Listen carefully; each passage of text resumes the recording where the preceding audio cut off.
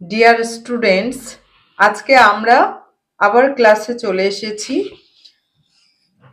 একচল বিশিষ্ট দ্বিঘাত সমীকরণ, দশম শ্রেণীর একচল বিশিষ্ট দ্বিঘাত সমীকরণের কোষে দিকে 1.3 এর যে বাকি অঙ্কগুলো রয়েছে সেই অঙ্কগুলোতে, অর্থাৎ 1, 2, 3 হয়ে গেছে। এবার 4 নাম্বার অঙ্কটা আমরা করব। দুটি স্থানের মধ্যে দূরত্ব 200 কিলোমিটার। এক স্থান হতে অপর স্থানে মোটর গাড়িতে যেতে দুটো স্থানের দূরত্ব এই এ বি 200 কিলোমিটার হচ্ছে দূরত্ব রয়েছে। এক স্থান হতে অপর স্থানে মোটর গাড়িতে যেতে যে সময় লাগে, মোটর গাড়ি মোটর গাড়ি মানে বাইকও বলা যেতে পারে, যে সময় লাগে জিপ গাড়িতে যেতে তার চেয়ে 2 ঘন্টা কম সময় লাগে। জিপে যেতে কম সময় লাগে, তাহলে জিপে যেতে কম সময় লাগে, তাহলে কোথায় কম সময় লাগবে? যার গতিবেগ বেশি হবে। যার গতিবেগ আমরা সাইকেলের পরিবর্তে মোটর সাইকেল বা বাইক কখন নিই? যখন খুব তাড়াতাড়ি আমাকে একই দূরত্ব যেতে খুব তাড়াতাড়ি যেতে হবে, টাইম আমার কম রয়েছে, তখন আমরা কিন্তু সাইকেলের পরিবর্তে বাইক ব্যবহার করি। তো সেই রকম এখানে জিপ গাড়িতে যেতে তার চেয়ে 2 ঘন্টা কম সময় লাগে, তাহলে জিপ গাড়ির গতিবেগ কি অনেক বেশি। মোটর গাড়ি অপেক্ষা জিপ গাড়ির গতিবেগ ঘন্টায় 5 কিলোমিটার বেশি এখানে বলে দিয়েছে। তাহলে মোটর গাড়ির গতিবেগ যদি x কিলোমিটার পার ঘন্টা হয়, তাহলে জিপ গাড়ির গতিবেগ কত হচ্ছে? x প্লাস 5 কিলোমিটার পার ঘন্টা। কি বোঝা গেল কথাটা? তাহলে হচ্ছে ধরি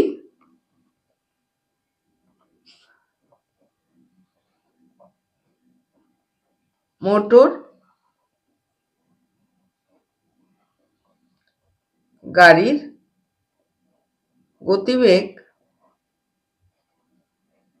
গতিবেগ সমান সমান x কিমি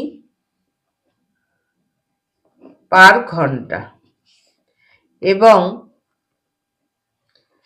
জিপ গাড়ির গতিবেগ কত হবে? তাহলে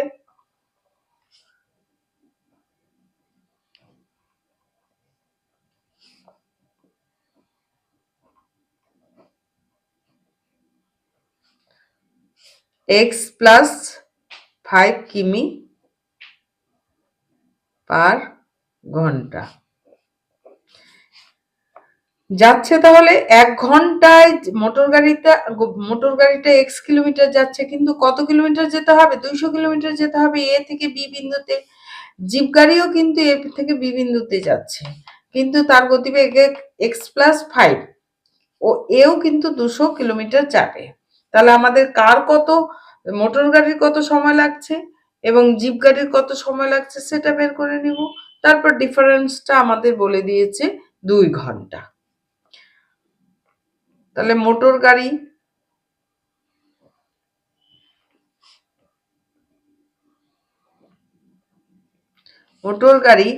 x কিমি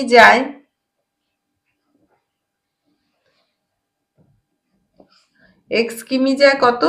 1 ঘন্টায়। 1 কিমি যায় 1/x ঘন্টায়, কিন্তু কত কিলোমিটার টোটাল দূরত্ব? 200 কিলোমিটার। 200 কিমি যায়, তাহলে মাল্টিপ্লাই হয়ে যাবে, গুণ হয়ে যাবে। তাহলে 200/1 ইন্টু 200 মানে 200/x ঘন্টায়। জিপ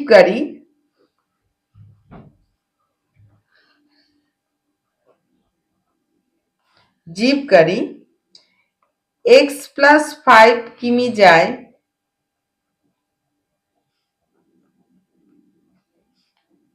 1 ঘন্টায়। 1 কিমি যায় 1/x প্লাস 5 ঘন্টায়। কত কিলোমিটার যেতে হবে? একেও 200 কিলোমিটার যেতে হবে, তাহলে 200 বেশি হবে। 1 কিলোমিটার যেতে যে সময় লাগে 200 কিলোমিটার যেতে বেশি সময় লাগে, x প্লাস 5 ঘন্টায়। এই সময়টাই এখানটায় কি কম সময় লেগেছে, জিপ গাড়িতে কম সময় লেগেছে। জিপ গাড়িতে যদি 5 ঘন্টা সময় লাগে, তাহলে মোটর গাড়িতে সময় লাগবে কত? 7 ঘন্টা, তাই না? তাহলে প্রশ্নানুসারে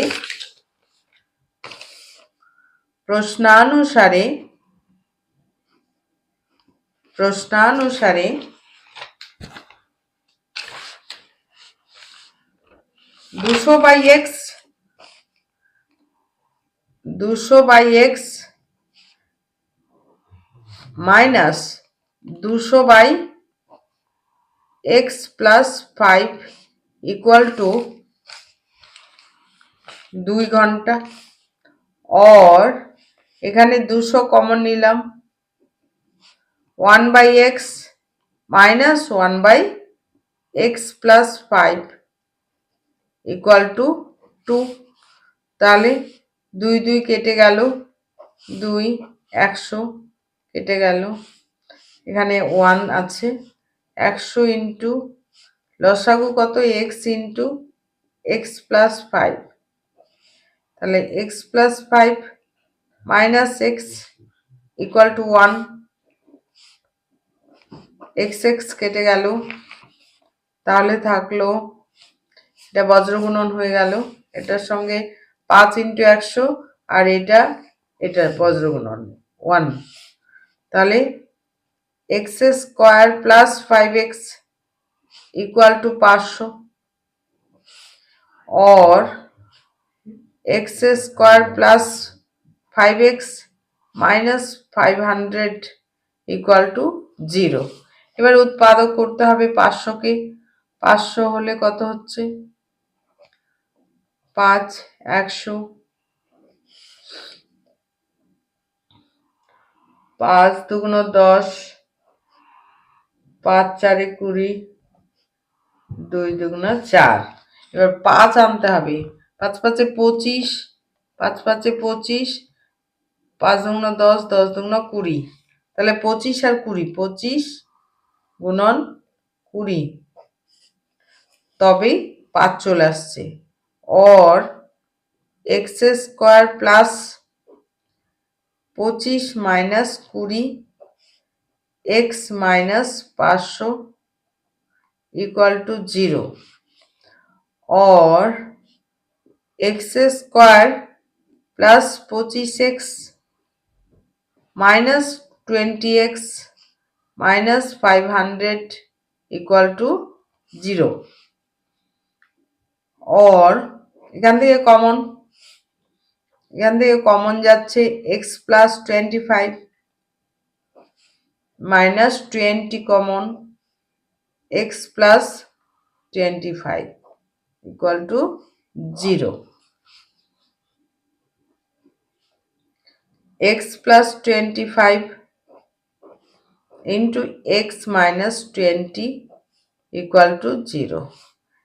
x प्लस 25 इक्वल टू 0 एवं x minus 20 equal to 0, x equal to 20, x equal to minus 25। তো x কি ধরেছি? গতিবেগ ধরেছি, তাই না? তাহলে গতিবেগ কি ঋণাত্মক হতে পারে? তাহলে গতিবেগ ঋণাত্মক হতে পারে না। গতিবেগ ঋণাত্মক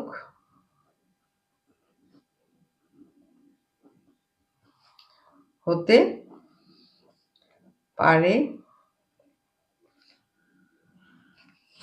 না। গতিবেগ ঋণাত্মক হতে পারে না। অতএব তাহলে মোটর গাড়ির গতিবেগ x কি ধরা হয়েছে? মোটর গাড়ির গতিবেগ ধরা হয়েছে। এই যে মোটর গাড়ির গতিবেগ ধরা হয়েছে x। অতএব মোটর গাড়ির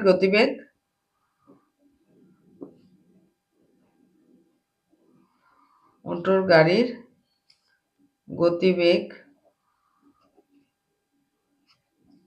সমান সমান 20 কিমি পার ঘন্টা। এটাই আমাদের অ্যান্সার। এবার পরের অঙ্কটা 5 নাম্বার।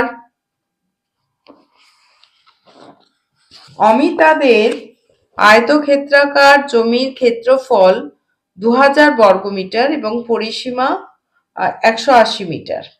তো আয়তক্ষেত্রের ক্ষেত্রফল বলে দিয়েছে এবং পরিসীমা বলে দিয়েছে। পরিসীমা মানে এই যে এইটা যোগ এইটা, এটা যোগ এটা, অর্থাৎ 2 ইন্টু দৈর্ঘ্য প্লাস প্রস্থ, সেটাই হচ্ছে পরিসীমা। আর অর্ধ পরিসীমা কাকে বলা হয়? যদি আমরা 2 দিয়ে ভাগ দিয়ে দিই তবে সেটা হয়ে যাচ্ছে, তাহলে দৈর্ঘ্য প্লাস প্রস্থ হচ্ছে অর্ধ পরিসীমা। তাহলে অর্ধ পরিসীমা যদি জানা থাকে এবং আমরা দৈর্ঘ্য ধরে নিই, তাহলে প্রস্থ আমরা কি করে পাবো? প্রস্থ আমরা অর্ধ পরিসীমা থেকে দৈর্ঘ্যের মান বিয়োগ দিলেই কিন্তু আমরা প্রস্থটা পেয়ে যাব। বোঝা গেল বিষয়টা? যে এক্স প্লাস ওয়াই এর মান যদি যাওয়া থাকে, এক্স এর মান যদি আমি ধরে নিই, তাহলে ওয়াই এর মান কি করে পাবো? এটা বিয়োগ এক্স, এই জিনিসটাই আমি বলছি।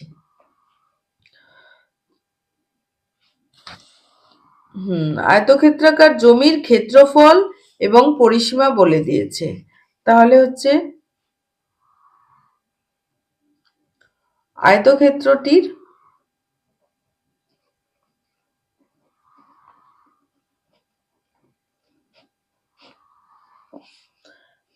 আয়তক্ষেত্রটির পরিসীমা,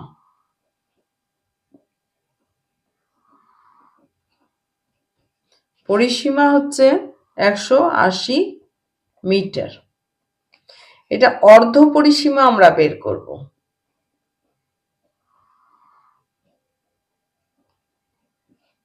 অর্ধ পরিসীমা 180/2, অর্থাৎ 2 দিয়ে ভাগ দিলে অর্ধ পরিসীমা পাওয়া যাবে 90 মিটার ধরি। তো পরিসীমাটা কি করে পাওয়া যায়? পরিসীমাটা হচ্ছে দৈর্ঘ্য প্লাস প্রস্থ। অর্ধ পরিসীমা হচ্ছে দৈর্ঘ্য প্লাস প্রস্থ। ধরি প্রস্থ x মিটার, তাহলে দৈর্ঘ্য কত হবে? অর্ধ পরিসীমা থেকে যদি আমরা প্রস্থটা বিয়োগ দিয়ে দিই, তাহলে সেটা হয়ে যাচ্ছে দৈর্ঘ্য। অতএব ক্ষেত্রফলের ফর্মুলা কি? ক্ষেত্রফল ইকুয়াল টু দৈর্ঘ্য গুণন প্রস্থ, দৈর্ঘ্য গুণন প্রস্থ সমান সমান 90 মাইনাস 6 ইন্টু এক্স বর্গ metre equal to 90x minus x square বর্গ মিটার। প্রশ্নানুসারে আমাদের এটাই দিয়ে দিয়েছে।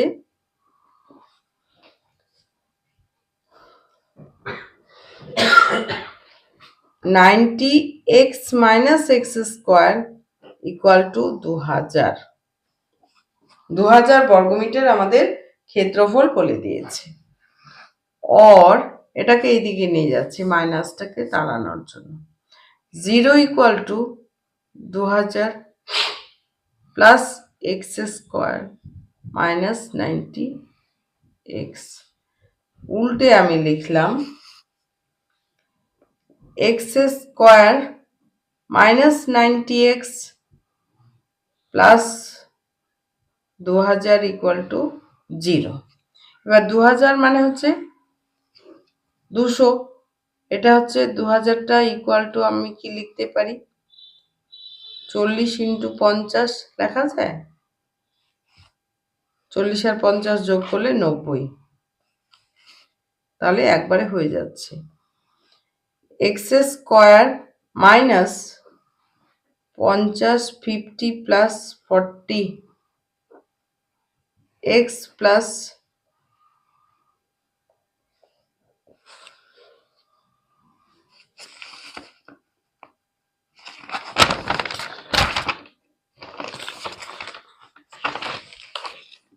X square minus 50x minus 40x plus 2000 equal to 0। এখান থেকে আমরা x কমন নিচ্ছি, x minus 50 minus 40 x minus 50 equal to 0, or x minus 50 into x minus 40 equal to 0। তাহলে x minus 50 equal to 0, নতুবা x minus 40 equal to 0, x equal to 40, x equal to 50। তাহলে x আমরা কি ধরেছিলাম? x আমরা প্রস্থ ধরেছিলাম। x আমরা কি ধরেছিলাম তাহলে? প্রস্থ। তাহলে প্রস্থ কত হচ্ছে? প্রস্থ হচ্ছে 50, দৈর্ঘ্য হচ্ছে 90 minus 50 equal to metre, equal to 40 metre. এটা কি হতে পারে? দৈর্ঘ্য বলতে আমরা বড়টাকেই দৈর্ঘ্য বোঝাই, তাই না? বড় যেটা, যে দূরত্বটা যেটা বড় সেটাকে দৈর্ঘ্য বলি, মিটার। তাহলে দৈর্ঘ্য আর প্রস্থ এরকম হলে হবে না, এটা অগ্রাহ্য বলতে পারি।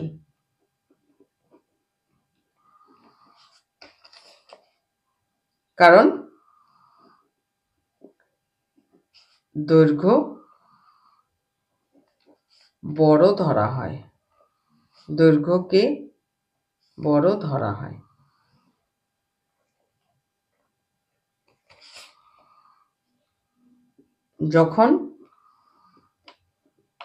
যখন x ইকুয়াল টু 40, তখন কোনটা? এটাই তো প্রস্থ। তো প্রস্থ equal to x equal to 40 metre. দৈর্ঘ্য কত হচ্ছে? 90 minus 40 metre equal to 50 metre. তাহলে আমাদের এটাই অ্যান্সার। তাহলে এই অবধি হয়ে গেল। আর যদি আমার অঙ্ক করানো ভালো লেগে থাকে এবং উপকারে লাগে মনে হয়, তাহলে অবশ্যই চ্যানেলটা সাবস্ক্রাইব করবে। আর ভালো লাগলে লাইক এবং কমেন্ট করে আমাকে উৎসাহিত করবে। তো 6 নাম্বারটা আমরা করছি।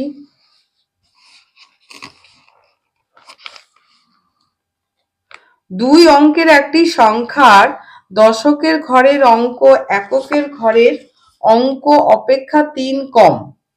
দুই অঙ্কের একটি সংখ্যা, দুই অঙ্কের সংখ্যা কি কি বলতো? দুই অঙ্কের সংখ্যা হচ্ছে 10 থেকে শুরু করে 99 পর্যন্ত যে সংখ্যাগুলো রয়েছে সেগুলোকে আমরা দুই অঙ্কের সংখ্যা বলি। দুই অঙ্কের সংখ্যা, এই দুই অঙ্কের সংখ্যাটা আমরা কি করে পাচ্ছি? দুই অঙ্কের সংখ্যা তাহলে একক দশক করে পাচ্ছি আমরা। 23 একটা দুই অঙ্কের সংখ্যা। 10 থেকে শুরু করে 99 পর্যন্ত যে সংখ্যাগুলো রয়েছে সেগুলো দুই অঙ্কের সংখ্যা। এককের ঘরের সংখ্যা এবং দশকের ঘরের সংখ্যা। এই সংখ্যাটা কি করে পাচ্ছি? এককের ঘরের সংখ্যার সঙ্গে তাহলে দশকের ঘরের সংখ্যার সঙ্গে যদি 10 গুণ করে দিই, প্লাস এককের ঘরের সংখ্যার সঙ্গে 1 গুণ করে দিই, তাহলেই কিন্তু আমরা এই সংখ্যাটা 23 সংখ্যাটা পেয়ে যাচ্ছি। অর্থাৎ আলাদা রকম করে এইভাবে না বসিয়ে যদি আমাদের একক সংখ্যা বলে এবং দশক সংখ্যা বলে, তাহলে আমাদের কি করতে হবে? দশকের ঘরের সংখ্যার সঙ্গে 10 গুণ করতে হবে, যোগ এককের ঘরের সংখ্যার সঙ্গে 1 গুণ করে পুরোটা যোগ করলে আমরা কিন্তু সংখ্যাটা এভাবে পেয়ে যাই। তো এখানে দুই অঙ্কের একটি সংখ্যার দশকের ঘরের অঙ্ক, এখানে একটু আলাদা জিনিস বলেছে, এই জায়গাটাকে বুঝে নিই। দশকের ঘরের অঙ্ক, অর্থাৎ দশকের ঘরের যে অঙ্কটা থাকবে, যে সংখ্যাটা থাকবে, এককের ঘরের অঙ্ক অপেক্ষা 3 কম। কথাটা বোঝা যাচ্ছে? এককের ঘরের অঙ্ক অপেক্ষা, এককের ঘরের যে অঙ্কটা রয়েছে, এককের ঘরের যে অঙ্কটা রয়েছে তার থেকে 3 কম। তাহলে ছোট কম সংখ্যা কোথায় রয়েছে, এককের ঘরে না দশকের ঘরে? সেই জায়গাটা আমাদের খুব ভালো করে বুঝতে হবে। দশকের ঘরের অঙ্ক এককের ঘরের অঙ্ক অপেক্ষা 3 কম। তাহলে এককের ঘরের অঙ্ক অপেক্ষা 3 কম কোনটা ধরলে আমাদের বেশি সুবিধা হবে সেটা কিন্তু আমাদের বুঝে নিতে হবে। এককের ঘরের অঙ্ক অপেক্ষা 3 কম, এককের ঘরের অঙ্ক যদি 5 হয় তাহলে দশকের ঘরের অঙ্কটা কম হবে এককের ঘরের অঙ্ক থেকে। অর্থাৎ তাহলে কত? 5 বিয়োগ 3। তাহলে আমাদের ধরে নিতে হচ্ছে, ধরি একক স্থানীয় অঙ্কটি x, তাহলে দশক স্থানীয় অঙ্কটা কত হবে? অঙ্কটি কত হবে? কম হবে। কত কম হবে? 3 কম হবে। তাহলে x - 3। তাহলে সংখ্যাটা কত? সংখ্যাটা আমরা কি করে পাবো? সংখ্যাটি হলো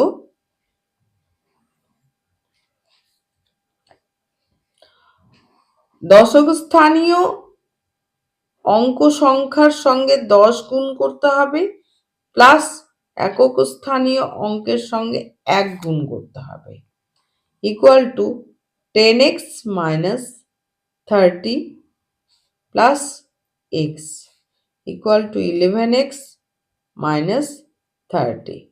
এইটা হচ্ছে সংখ্যাটা, যেখানে এখানে যেমন 23 আমরা বের করেছি।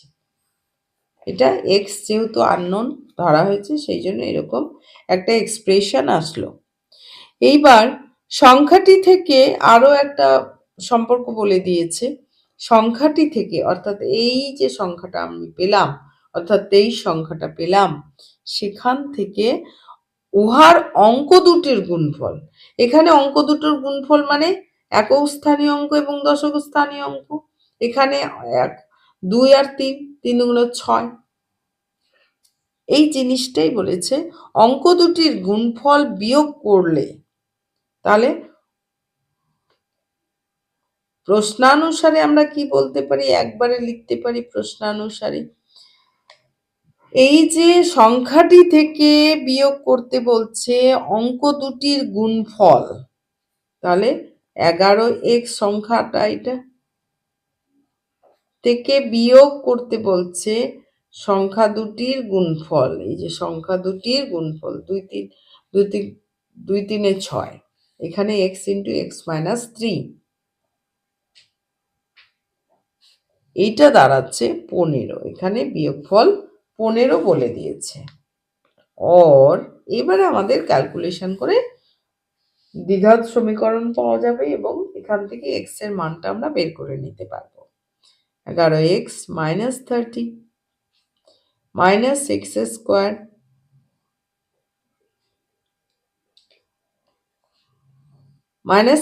-a plus 3x equal to 15, equal to, তাহলে 11x আর 3x দুটোই প্লাস, তাহলে 14x -30 -15 ইকুয়াল টু, আচ্ছা এদিকে এইবার এটা মাইনাস আছে, x² মাইনাস আছে, সেই জন্য আমি কি করব? অপোজিট ডিরেকশনে নিয়ে যাচ্ছি, এদিকটা নিয়ে যাচ্ছি, তাহলে এটা প্লাস হয়ে যাবে। তাহলে 0 equal to 15 -14x plus 30 plus x²। এবার উল্টে আমি লিখব x² -14x প্লাস 45 এরকম কেন করলাম? এই দিক থেকে এইদিকে কেন নিয়ে গেলাম? এই জন্য যে এই যে এটা মাইনাস এক্স স্কোয়ারের সামনে মাইনাস আছে, সেটাকে প্লাস করার জন্য। এইবারে আমাদের মধ্য সহগ করতে হবে 45। 45 মানে মুখে মুখেও কিছু অঙ্ক করা যায়। 5 নং 45, 5 আর 9 যোগ করলে কত হচ্ছে? 14 হচ্ছে। তাহলে আমাদের মধ্য সহগটা এমনিতেই হয়ে গেল 9 যোগ 5 এক্স প্লাস 45।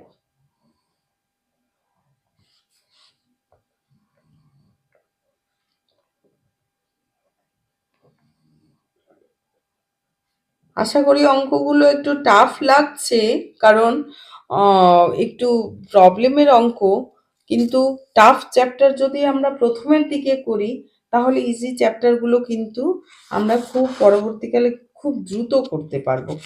কারণ এই অঙ্কগুলো যথেষ্ট মাথাটাকে ব্রেন খাটিয়ে করতে হবে। এখন যেহেতু আমাদের অন্য পড়ার চাপ নেই, প্রথমেই যদি আমরা অঙ্কটাকে চাপ একটু নিয়ে করি, আমি সবসময় বলি যে 2টা মাস অ্যাটলিস্ট প্রথমের দিকে আমরা বই পাই না, অন্য সাবজেক্টগুলো চাপ না নিয়ে যদি অঙ্কটাকে একটু চাপ নিয়ে আমরা করি, তাহলে পরবর্তীকালে দেখা গেল 2-3 মাস পর দেখা যাচ্ছে যে অঙ্কটা এতটা হালকা হয়ে যাবে। কারণ পরের চ্যাপ্টারগুলো যথেষ্ট সহজ। অনুপাত সমানুপাতের অঙ্ক, সরল সুদ কষা প্রচণ্ড সহজ। আমি সরল সুদ কষা অনেক সময় শুরু করি, কিন্তু এইবারে শুরু করেছি আমি এখান থেকে, এই জন্য যে এই অঙ্কগুলো মানে ছাত্রছাত্রীরা ভয় পেয়ে যায় একটু কঠিন টাইপের হতে। কিন্তু এই অঙ্কগুলো যদি আগেই করা হয় তাহলে পরবর্তীকালে দেখা যায় যে পরের অঙ্কগুলো খুব দ্রুত করা যায়।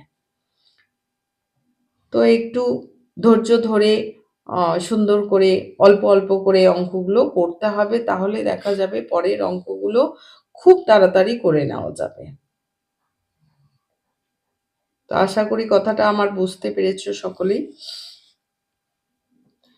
এবং ভয় পাওয়ার কিছু নেই যে এত টাফ টাইপের অঙ্ক। টাফ না, পরের অঙ্কগুলো ভীষণ সহজ, মানে পরের চ্যাপ্টারের অঙ্কগুলো সরল সুদ কষা প্রচণ্ড সহজ অঙ্ক। এক্স এক্স মাইনাস 9 মাইনাস 5, এখান থেকে 5 কমন যাচ্ছে, x minus 9 equal to 0, or x minus 9, কারণ ওই দিকের ওই চ্যাপ্টারের অঙ্ক শুরু করে দিলে এই চ্যাপ্টার আর করতে ভালো লাগবে না, কারণ এতটাই জটিল।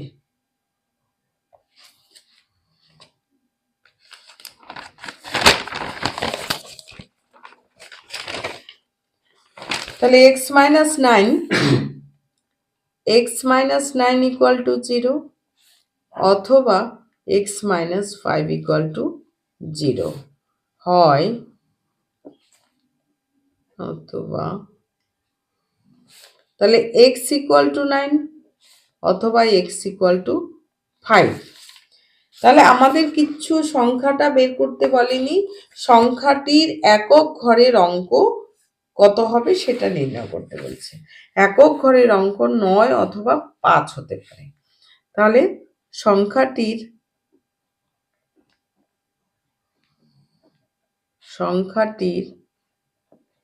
একক ঘরের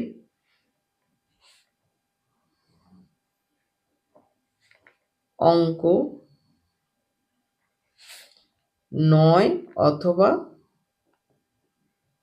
মানে দুটা সংখ্যা পাওয়া যাবে, যেটা এই দুটা সংখ্যা পাওয়া যাবে যেটা হচ্ছে এই কন্ডিশনগুলোকে হোল্ড করবে, শর্তগুলোকে মেনে নেবে।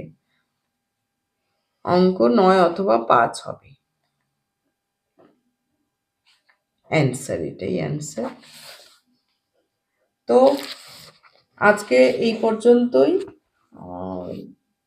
Thank you.